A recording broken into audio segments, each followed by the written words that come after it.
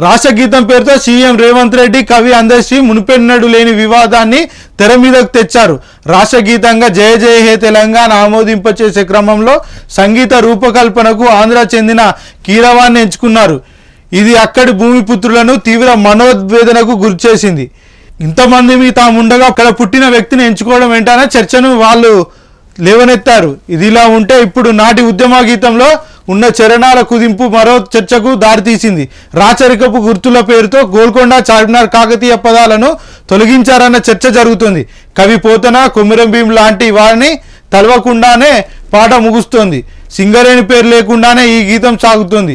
సిర్ల పంట పండిస్తున్న సింగరేణి గురించి పాడుకోకపోవడం నిజంగా చాలా మంది మనుషులను నొప్పిస్తుంది.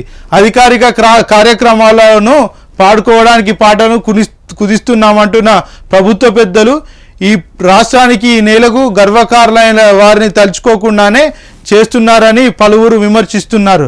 గతంలో చివరి తరుణంలో గోదావరి కృష్ణమ్మలు మన వీళ్లకు మల్లాలి, పచ్చని మాగాణంలో పసిడి సిరులు పండాలంటూ రాసుకున్న దానిలో అందులో మాగాణం అంటే మాటను నేలలుగా మార్చేశారు.